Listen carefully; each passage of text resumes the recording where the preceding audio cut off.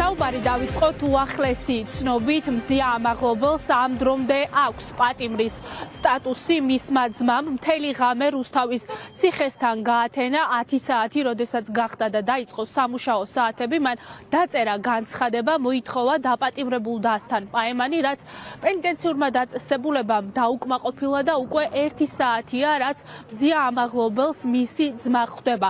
2 საათიანია ეს პაემანი, რამდენიმე წუთში უკვე დატოვებს მალხაზ ამაღლობელი საპატიმრო დაწესებულებას და მეტი დეტალი გახდება ცნობილი იმ ბუნდოვან გარემოებებთან დაკავშირებით, რომელიც უკვე მეორე დღეა რუსთავის ქალთა კოლონიასთან ტრიალებს. ამ დრომდე არავინ იცის, შეიწყალა თუ არა მიხეილ ყაველაშვილმა მზია ამაღლობელი აქ მთელი ღამის განმავლობაში იმყოფებოდნენ მზია ამაღლობლის მეგობრები, კოლეგები, მისი ოჯახის წევრები და ცდილობდნენ მთავარი კითხვისთვის გაეცათ პასუხი, იყო თუ არა შეწყალებულ პირთა სიაში მზია ამაღლობელი.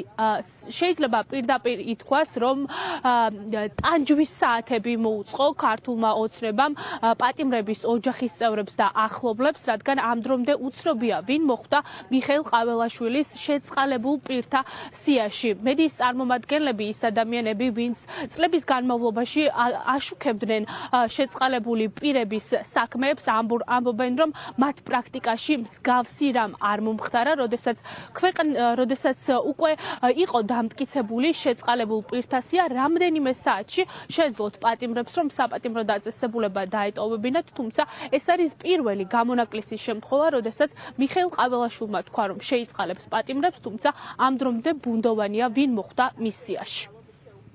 შეწყალების აქტი თავისი არსით არის ჰუმანური აქტი.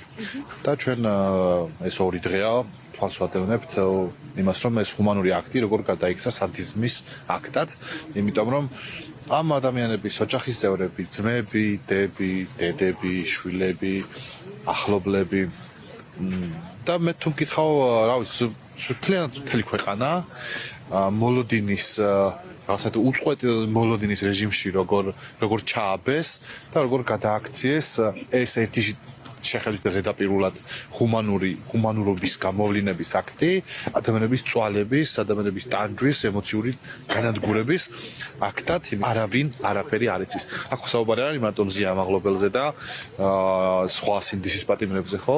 აქ ხომ არიან, რა ვიცი, პატიმრები, რომლებსაც, რა ვიცი, რაღაცა დანაშაული აქვს ჩადენილი, მაგრამ იმსახურებენ შეწყალებას. ფაქტი არის ის, რომ გუშინდელი დღიდან მოყოლებული გათენდა, უკვე 9 საათია.